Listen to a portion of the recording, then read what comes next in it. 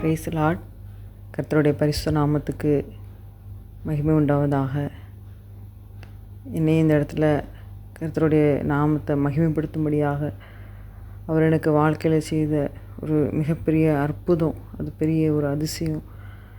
அதை உங்கள்கிட்ட எல்லார்கிட்டையும் நான் பகிர்ந்து கொள்ளும்படிக்காகவும் இதன் மூலம் கர்த்தருடைய நாமத்தை இன்னும் அதிகமாக நான் உயர்த்தும்படிக்காகவும் கர்த்தர் எனக்கு கொடுத்த அந்த வாய்ப்புக்காக அவருக்கு கொடான கூடிய ஸ்தோத்திரங்களை நான் ஏறெடுக்கிறேன்.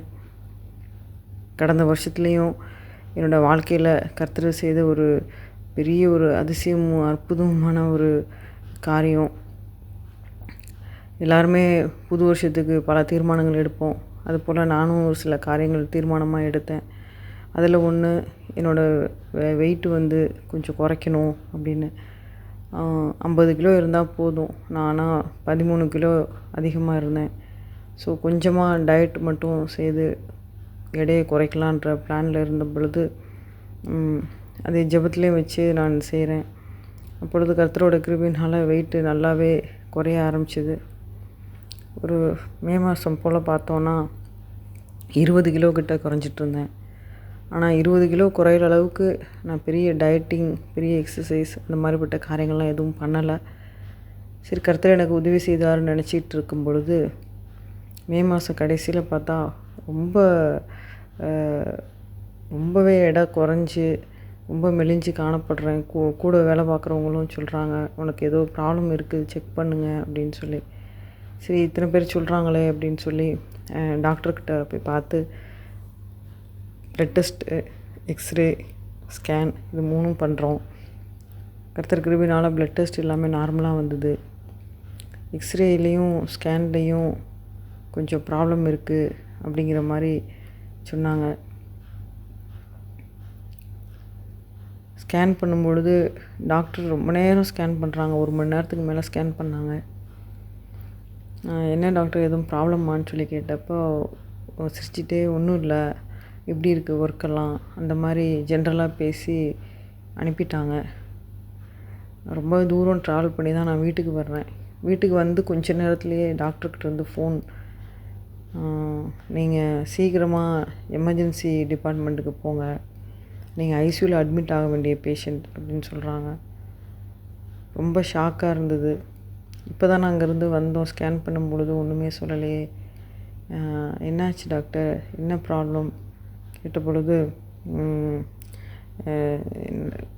ரொம்ப சாரிம்மா நான் இதை சொல்கிறதுக்கு, நீங்கள் ரொம்ப கிரிட்டிக்கலான ஸ்டேஜில் இருக்கிறீங்க. உங்களோட நுரையீரலில், வயிற்றுப்பகுதியில், உங்களோட கர்ப்பப்பையில் எல்லா இடத்துலையும் தண்ணி கோர்த்துருக்கு. இது அட்வான்ஸ் ஸ்டேஜ் ஆஃப் கேன்சர் அப்படின்னு சொல்கிறாங்க. கேட்ட பொழுது ரொம்ப பாரமாக இருந்தது, துக்கம். என்னோடய ஹஸ்பண்டும் அந்த வேலையில் என் கூட வீட்டில் இருந்தாங்க. 2 பேரும் முழங்கால் படியிட்டு கர்த்தர்கிட்ட முறையிட்டு நாங்கள் அழுதோம். கர்த்தாவே, நீங்கள் தண்டிக்கும்படியாக நாங்கள் செய்துவிட்ட குறைவுகளுக்கு நீங்கள் மன்னிக்கணும், எங்களுக்கு காமிச்சு கொடுக்கணும், ஒரு விஷயம் கூட மன்னிக்கணும்னு சொல்லி ஜெபம் பண்ணிவிட்டு உடனடியாக எங்களுக்கு ஞானஸ்தானம் கொடுத்த பாஸ்டர், அவங்க வேறு ஊரில் இருக்கிறாங்க, அவங்கள தான் ஃபோனில் கால் பண்ணி இந்த விஷயத்த சொன்னோம். பாஸ்டர் எங்களுக்காக உடனடியாக ஜெபம் பண்ணாங்க. கர்த்தர் அவரோட கூட இடைப்பட்டு எங்களுக்கு ஆறுதலான ஒரு தீர்க்க தரிசன வார்த்தையும் கொடுத்தாங்க. இது கர்த்தரோட நாம மகிமைக்காக இந்த காரியம் அனுமதிக்கப்பட்டிருக்கு, நீங்கள் கொஞ்சமும் கலங்க வேண்டாம், நீங்கள் தொடர்ந்து நீங்கள் மெடிக்கல் வைஸ் நீங்கள் என்ன பண்ணணுமோ அந்த காரியத்தை பண்ணுங்கன்னு சொல்லி பாஸ்டர் ஆலோசனை கொடுத்தாங்க. அதையும் நாங்கள் கேட்டுட்டு கொஞ்சம் நேரம் அப்படியே துக்கமாகவே அமைதியாகவே இருக்கிறோம். கர்த்தர் எப்படி இதை நடத்திட்டு போவார், இது எப்படி முடியும் அப்படிங்கிற ஒரு காரியம் இருந்துகிட்டே இருந்தது. அன்றைக்கி நைட்டு போல் திரும்ப எமர்ஜென்சி டிபார்ட்மெண்ட்டுக்கு போனப்போ அது இங்கே கவர்மெண்ட் ஹாஸ்பிட்டல். அங்கே போனப்போ ரிப்போர்ட் பார்த்துட்டு வெயிட் லாஸ் மட்டும்தான் இருக்குது, வேறு எந்த பிரச்சனையும் இல்லை. ஆனாலும் வெயிட் லாஸ் ஒரு பெரிய காரியம், ஒரு பெரிய விஷயந்தான் அப்படின்னு சொல்லிட்டு அந்த டாக்டர் கைனகாலஜிலேயே கேன்சர் ஸ்பெஷலிஸ்ட்டுக்கு எழுதிட்டாங்க. அந்த டாக்டருக்கு எங்களுக்கு அப்பாயின்மெண்ட் டேட்டு கிடைக்கிறது ஜூலை 2ஆம் தேதி தான் கிடைக்கிது. நான் மே 27ஆந்தேதி நின்றுட்டுருக்குறேன் இந்த ரிப்போர்ட்ஸோட. கிட்டத்தட்ட ஒரு 35 நாள் நாங்கள் அந்த டாக்டரை பார்க்குறதுக்காக வெயிட் பண்ணணும். அப்போது இவ்வளோ நாள் நம்ம என்ன பண்ண போகிறோம்? அமைதியாகவே தான் இருக்கணும். என்ன ப்ராப்ளம்னு தெரிஞ்சால் ஒன்று ட்ரீட்மெண்ட்டுக்கு போகலாம், இல்லைன்னா நம்ம எல்லாமே கர்த்தரோட கிருபை அப்படின்னு கர்த்தரோட பாதத்தில் அமர்ந்திருக்கலாம். இது ஒன்றும் தெரியாமல் இப்படி இருக்கிறோமேன்னு சொல்லிட்டு ஒரு பாரம். ஆனாலும் கர்த்தர் ரொம்ப ரொம்ப நல்லவர். அவர் ரொம்ப ரொம்ப ரொம்ப ரொம்ப பெரியவர். அவர் பெரிய காரியங்களையும் ஒரு நன்மையான காரியங்களையுமே அவரை நம்பி இருக்கிறவங்களுக்கு நிச்சயமாக செய்கிறவராக இருக்கிறாரு. இந்த இந்த நம்பிக்கையும் விசுவாசமும் எனக்கு அதிகமாக இந்த நாட்களை கர்த்தர் நடத்திட்டு போனார். இந்த நடந்து ஒரு 10 நாள் இருக்கும். திரும்ப ஒரு வயிறு வலி ஸ்டார்ட் ஆகுது. சரி, ஏதோ பிரச்சனை சீரியஸ் ஆகுது போல் அப்படின்னு சொல்லி பயந்து நாங்கள் ப்ரைவேட் ஹாஸ்பிட்டலில் போய் பார்க்கும்பொழுது அங்கே அந்த ஸ்கேன் பண்ண டாக்டர் ரொம்ப என்னைய சத்தம் போட்டுட்டாங்க. இவ்வளோ கிரிட்டிக்கல் ஸ்டேஜில் வந்து பார்க்குறீங்க, இவ்வளோ நாள் என்ன பண்ணிகிட்டு இருந்தீங்க, வெயிட் லாஸ் ஆகுது, படிச்சிருக்கீங்க, ரொம்ப ரொம்ப என்னைய ரொம்ப மோசமாக என்னைய திட்டி அனுப்பிட்டாங்க. கடைசியில் ரிப்போர்ட்டை பற்றி ஒன்றும் விரிவாகவும் பேசவே இல்லை.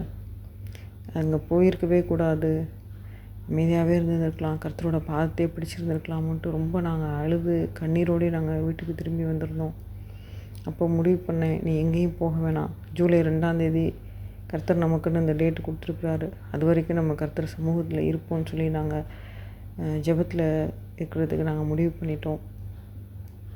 எங்களுக்கு அறிமுகமான இன்னொரு ஊழியக்காரவங்க, இன்னும் கொஞ்சம் ஊழியக்காரவங்கக்கிட்டலாம் கூட நாங்கள் இந்த காரியங்களை நாங்கள் சொல்லியிருந்தோம். நான் உலக பிரகாரமாக நாங்கள் எல்லா நண்பர்களுக்கிட்டையும் நான் சொல்ல போகலை. ஆவிக்குரிய நண்பர்கள் எனக்கு 2 ஃப்ரெண்ட்ஸ்கிட்ட சொல்லியிருந்தோம். ஒரு 5 பேர் ஊழியக்காரவங்க எங்களுக்கு பல வேளைகள் எங்களுக்கு ஆலோசனை கொடுத்து கர்த்தருடைய வார்த்தைகளை நடத்தினவங்க எல்லாருக்கும் நாங்கள் இதை தெரிவிச்சிருந்தோம்.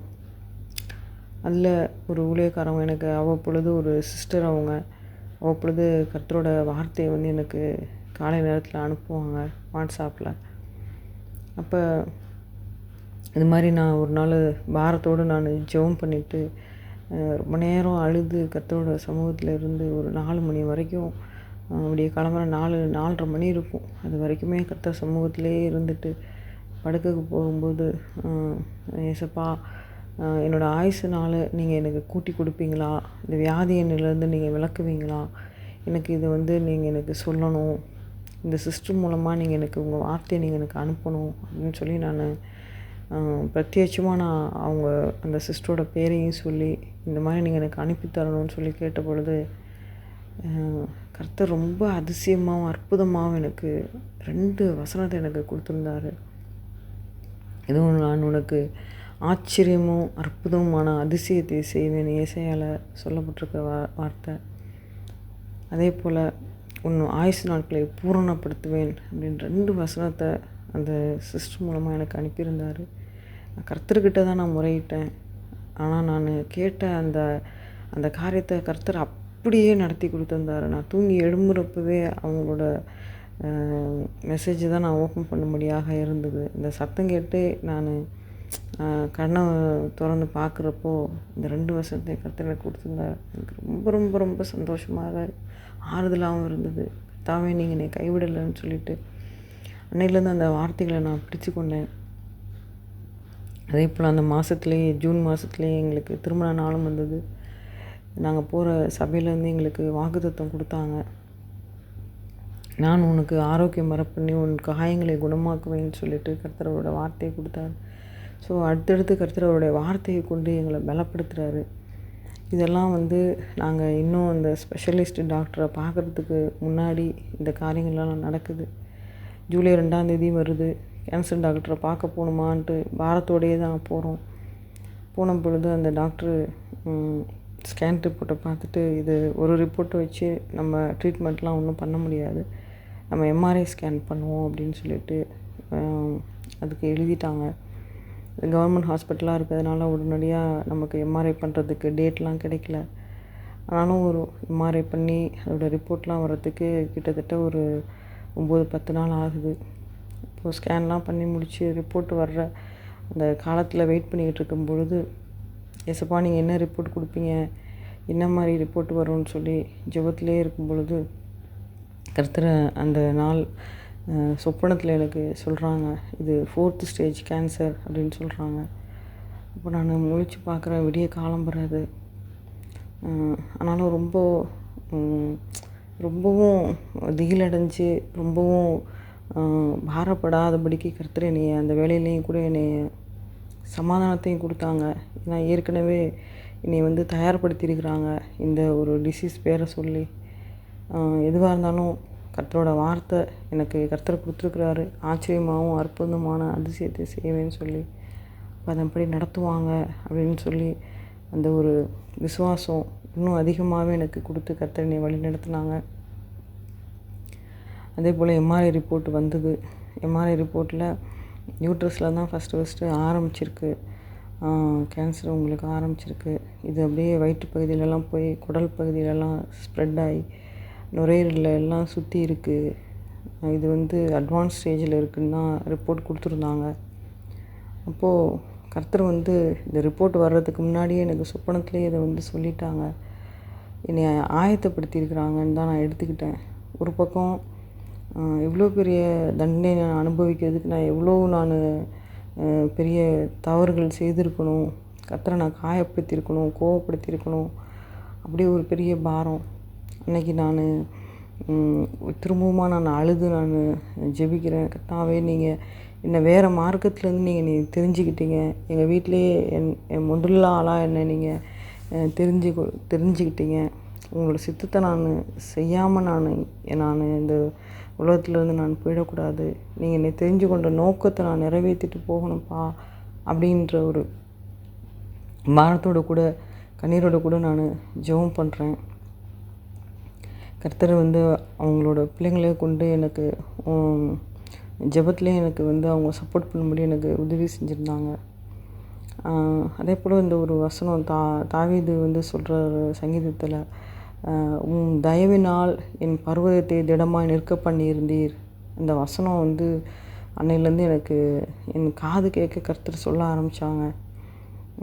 ஒவ்வொரு நாளும் தூங்கி எந்திரிக்கிறப்ப அநேக நாள் எனக்கு இந்த வசனம் என் காதில் வந்து கேட்கும்படி கர்த்தர் வச்சுருந்தாங்க.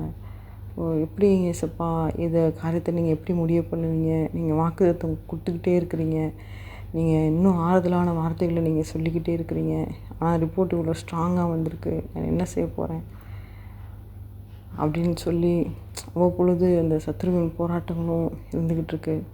ஆனாலும் கர்த்தரோட பெரிய கிருபை, நான் வந்து தொடர்ந்து வேலைக்கு போய்கிட்டே இருக்கிறேன். உடம்பு சரியில்லைன்னு சொல்லி ஒரு நாள் கூட எக்ஸ்ட்ராவாக நான் வந்து லீவெலாம் எடுக்கவே தோணுது கூட இல்லை. கர்த்தர் அந்த மாதிரி எனக்கு வந்து ஒரு புது பலனை கொடுத்து என்னை வந்து நடத்தினது அது எனக்கு ஒரு மிகப்பெரிய ஒரு ஆச்சரியமான ஒரு அனுபவமாக இருந்தது.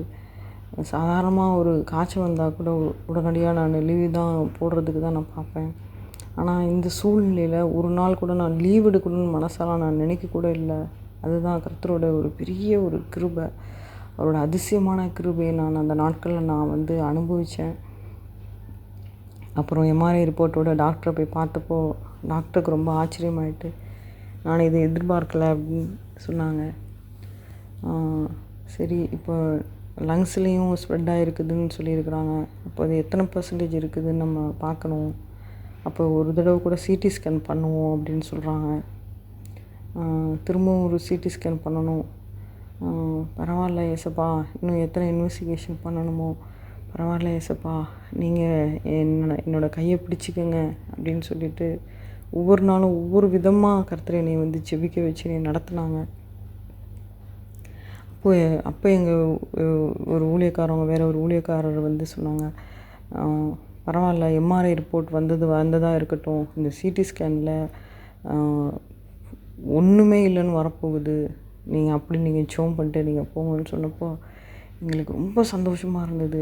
இது ஒரு புது வகையான ஒரு விசுவாசமாக இருக்குது, புது விதமாக இருக்குது. ஏசப்பா இப்படியும் ஜெபிக்க முடியுமா ஏசப்பா, நீங்கள் உங்கள் ஊழியக்காரன் மூலமாக அந்த வார்த்தையை சொல்லியிருக்கீங்க. நாங்கள் அந்த ஆலோசனையை நாங்கள் கர்த்தர் சமூகத்தில் வச்சு ஒரு வார்த்தை கூட இந்த மெலிக்னன்சி, கேன்சர் இந்த மாதிரி எதுவுமே இல்லாமல் அந்த ரிப்போர்ட் எங்களுக்கு வேணும், ஆனாலும் உங்கள் சித்தம் அப்படின்னு சொல்லிட்டு ஜெபத்தில் வச்சுட்டு ஸ்கேனுக்கு போயிட்டோம். ஸ்கேன் ரிப்போர்ட் சீக்கிரமே வந்தது. கர்த்தரோட பெரிய கிருபை. நம்ம என்ன கேட்டோமோ அது அப்படியே கர்த்தர் கொடுத்துருந்தாரு. நம்ம சரீரத்தில் அந்த ஆர்கனில் என்ன மாற்றம் இருக்குதுன்றதை தான் எழுதியிருந்தாங்க. அந்த அப்பியரன்ஸ் சேஞ்சஸ் எப்படி இருக்குதுன்றதை மட்டும் குறிப்பிட்டிருந்தாங்க. கேன்சர்னோ மெலிக்னன்சினோ எந்த இது இப்படி வார்த்தைகள் அதில் எழுதப்படவே இல்லை. இது கர்த்தர் செய்த ஒரு பெரிய ஒரு ஆச்சரியமும் அற்புதமும் தான் இதை சொல்லணும். அப்புறம் சிடி ஸ்கேன் ரிப்போர்ட் எடுத்து டாக்டர்கிட்ட போனப்போ டாக்டர் குழம்ப ஆரம்பிச்சிட்டாங்க. எம்ஆர்ஐ ரிப்போர்ட் இப்படி வந்திருக்கு, சிடி ரிப்போர்ட்டு சாதாரணமாக இருக்குது, முடிவெடுக்க முடியல, அவங்களுக்கு பயாப்சி பண்ணுவோன்னு சொல்கிறாங்க. உடனடியாக அங்கேயே ஓபிடியிலேயே எனக்கு வந்து கர்ப்பப்பையிலேருந்து கொஞ்சம் இதை வந்து கட் பண்ணி ஸ்கின்னை வந்து கட் பண்ணி பயாப்சி பண்ணுவோன்னு சொல்லிட்டு ரொம்பவும் வலி வேதனை தாங்கவே முடியாமல் ரொம்ப சத்தம் போட்டு அழுகிற மாதிரி இருந்தது. அந்த வேளையில் கர்த்தரோட அந்த கல்வாரியின் பாடுகளை தான் கர்த்தர் கண்ணு முன்னாடியே கொண்டுட்டு வராங்க. அப்போது கர்த்தர் எந்தளவுக்கு பாடுபட்டிருப்பார், அவர் செய்யாத தவறுகளுக்கு அவர் எவ்வளோ உபத்திரவப்பட்டிருக்கிறாரு, நானே ஏமாத்துறோன்னு சொல்லிட்டு. ஆனாலும் என்னால் அழுகையை நிறுத்த முடியல, அவ்வளோ வலி வேதனையோடு வீட்டுக்கு வரும்பொழுது ஏசப்பா எனக்கு இந்த வலி வேதனையோடு நீங்கள் நிறுத்திடுங்க, எனக்கு நீங்கள் ஜீவனை கொடுக்கலனாலும் பரவாயில்ல, ஆனால் இந்த வலி வேதனையோடு நீங்கள் எனக்கு திரும்பவும் எனக்கு ஒரு இது மாதிரி ஒரு சூழ்நிலை நீங்கள் எனக்கு அனுமதிக்காதீங்கப்பா அப்படின்னு சொல்லி அழுகையோடு நான் அப்படியே படுத்து தூங்கிட்டேன். எழுந்திருந்த பொழுது ஒரு புது பலன், எனக்கு ஏதோ எல்லாமே முடிஞ்சிருச்சு, இதோடு முடிஞ்சுது எனக்கு எல்லா பிரச்சனையும் அப்படிங்கிற மாதிரி ஒரு அப்படிப்பட்ட ஒரு உணர்வு. அது எப்படி வந்தது, ஏன் வந்ததுன்னு அது கர்த்தர் எனக்கு கொடுத்தது தான். சடனாக அப்படி ஒரு சந்தோஷமும் சமாதானமும். அந்த பயாப்சி ரிப்போர்ட் வர்றதுக்கு 5 நாள் ஆகிட்டு. நான் ஒவ்வொரு நாளும் இன்றைக்கி வந்திருக்குமோன்ற ஒரு பயம், ஆனாலும் பயம் இருக்குது. என்ன ரிப்போர்ட்டாக இருக்கும் அப்படின்னு சொல்லிட்டு, ஏசப்பா என்ன ரிப்போர்ட் கொடுப்பீங்கன்ட்டு. ஒரு பக்கம் கண்டிப்பாக நம்மளை கைவிட மாட்டாங்க, இதுதான் ஒரு எண்டு மாதிரி இருக்குது இந்த பயாப்சி ரிப்போர்ட்டு. கண்டிப்பாக வந்து கர்த்தர் வந்து நல்லதே செய்வாருன்ற நம்பிக்கை இருந்தாலும், நான் அந்த நன்மைக்கு நான் பாத்திரமாக இருக்கிறேனான்ற ஒரு கேள்வி எனக்குள்ளார இருந்துக்கிட்டே இருக்குது. கர்த்தர் அந்த ரிப்போர்ட் வந்து சரியாக வந்து பார்க்கும்படியும் வச்சாங்க. அதில் ஃபஸ்ட்டு லைனே நெகட்டிவ் ஃபார் மெலிக்னன்சின்னு தான் கர்த்தர் கொடுத்தாங்க. ஏதோ ஆச்சரியமும் அற்புதமான அதிசயத்தை எனக்கு செய்வேன்னு சொன்னவர் அது அப்படியாவே செய்திருந்தார். நெகட்டிவ் ஃபார் மெலிக்னன்சின்னு சொல்லிட்டு அவ்வளோ கிளியராக வந்துட்டு கர்த்தர் எனக்கு கொடுத்துருந்தாங்க. அதோட கூட அந்த ரிப்போர்ட் வர்றதுக்கு நாள் என் சகோதரனோட கூட நான் பேசிகிட்ருக்கிறேன் ஃபோனில். இது ஒருவேளை அநேகமாக நாளைக்கு ரிப்போர்ட் வந்துடும், அது கேன்சர்னே வந்துச்சுனாலும் நான் ட்ரீட்மெண்ட்டுக்கெலாம் நான் போக மாட்டேன், எனக்கு ஏசப்பா சுகம் கொடுக்கட்டும், இல்லைனா நான் ட்ரீட்மெண்ட்டுக்கெலாம் போக மாட்டேன்னு சொல்லிட்டு. அப்போது எங்கள் அண்ணாவும் இந்த மாதிரி முட்டாள்தனமாலாம் பேசக்கூடாதுன்னு சொல்கிறாங்க. அந்த வேளையில் கர்த்தர் என் வாயில் என்ன அறியாமலே நான் எங்கள் அண்ணாக்கிட்ட ஒரு காரியத்தை சொல்கிறேன். யாருக்கு தெரியும், ஒருவேளை இது வந்து ஏதோ ஒரு பாக்டீரியல் இன்ஃபெக்ஷனாகவோ இல்லை வைரல் இன்ஃபெக்ஷனாகவோ கூட இருக்கலாம்,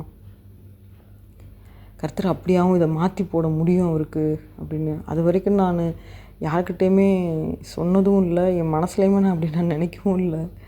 அன்னைக்கு நான் அப்படி பேசுகிறேன். அப்படி பேசிவிட்டு, ஏசப்பா இது எனக்கு புதுசாக என் மனசில் இப்படி ஒரு காரியத்தை தோணுதே அப்படின்னு அன்றைக்கி நைட்டு திரும்பவும் ஜெபம் பண்ணும் பொழுது, கூடுமானாலப்பா நீங்கள் இதை வந்து ஒரு பாக்டீரியல் இன்ஃபெக்ஷனாக கூட நீங்கள் கொடுத்துருங்க, ஏதோ நான் மெடிசன் சாப்பிட்டு சரியாக போகிற மாதிரி, சீக்கிரத்தில் சரியாக போகிற மாதிரி நீங்கள் எனக்கு செய்யுங்கப்பா, அனுகூலமாக இருங்கப்பான்னு சொல்லி நான் கேட்குறேன். கர்த்தர் வந்து ரொம்ப ரொம்ப நல்லவர். நம்ம சந்தோஷமாக இருக்கிற காலத்துலேயுமே கர்த்தர் நம்மளை பார்க்குறாரு, நமக்கு உதவி செய்கிறாரு, நமக்கு சந்தோஷமாக இருக்கிறதுக்குமே அவர் தான் உதவி பண்ணுறாரு. ஆனால் நம்ம கஷ்டப்படுறப்ப, உபத்திரவப்படுறப்ப அவர் வந்து நமக்கு ரெட்டிப்பான கிருபையை தந்து நம்மளை தாங்குறாருன்றதுக்கு இந்த இந்த இந்த காரியங்கள் எல்லாமே எல்லாமே எனக்கு வந்து ஒரு மாதிரியாக தான் இருந்தது என்னோடய வாழ்க்கையில்.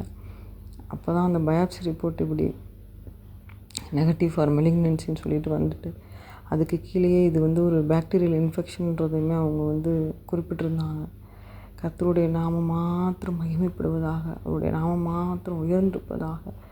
நம்ம நம்ம உபத்திரவப்படுற வேளையில் நமக்கு என்ன ஜெபிக்கிறதுனே தெரியாது. ஆனால் நமக்கு ஜெபிக்கிறதுக்கும் கற்றுக் கொடுக்குறாரு கர்த்தர். அதே போல் நம்மளை வந்து விசுவாசத்தில் நம்மளை வந்து உறுதியாக நிற்கும்படி நம்ம கூடவே இருக்கிறாரு. அதுதான் நான் நேரமே சொன்ன மாதிரி, நம்ம சந்தோஷமாக இருக்கிற வேளையில் நம்ம உலகத்தாரோடு நம்ம கூட இருக்கிறவங்களோடு தான் நம்ம சந்தோஷமாக இருக்கிறத நம்ம நினைப்போம். அப்போ வந்து கர்த்தரோட ப்ரெசன்ஸை கூட நம்ம அதிகமாக உணர மாட்டோம். ஆனால் நம்ம வந்து உபத்திரவப்படுற வேலையில் அவர் நம்ம கூடவே இருக்கிறாரு. அப்போது உபத்திரவம் நம்மளை நெருக்கும். நம்ம வந்து அவரோட ப்ரெசன்ஸ் அதிகமாக உணராதபடிக்கு உபத்திரவம் நம்மளை நெருக்கும். ஆனாலும் அவர் நம்மளை கொஞ்சமுமே கைவிடாமல் நம்ம வலது பக்கத்தில் அவர் கையை பிடிச்சிட்டு நம்ம கூடவே இருக்கிறார். நம்ம வலது பாரிசத்தில் இருக்கிறாருன்ற வசனத்தின்படியாக அவர் கூடவே இருந்து நம்ம நடத்தினார், என்னையும் நடத்தினார். அதே போல் நேரமே நான் சொன்ன மாதிரி ஒரு சிஸ்டர் ஊழியக்காரவங்க, அவங்க மூலமாகவே ஒரு தீர்க்க தரிசனமாக கர்த்தர் ஒரு வார்த்தையை சொல்லியிருந்தாங்க. நீங்கள் ₹1 செலவு இல்லாமல் நீங்கள் இந்த ட்ரீட்மெண்ட்டை கம்ப்ளீட் பண்ணுவீங்கம்மா அப்படின்னு சொல்லி அவங்க சொன்னாங்க. இது வந்து என்ன டயக்னோசிஸ் எதுவுமே தெரியாது.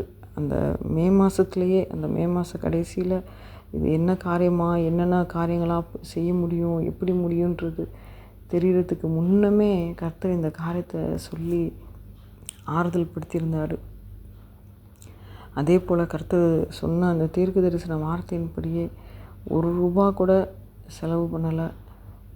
இந்த பாக்டீரியல் இன்ஃபெக்ஷன்ற காரியத்துக்காக நான் கொஞ்ச நாள் மெடிசன் சாப்பிடும்படியாக இருந்தது. மெடிசன் எடுத்து அந்த கோர்ஸ் எல்லாம் கூட அதெல்லாம் நிறைவடைந்து திரும்பவுமா ஸ்கேன் பண்ணும் பொழுது அந்த நேரமே இருந்த எந்த ஒரு சிம்டமுமே இல்லை.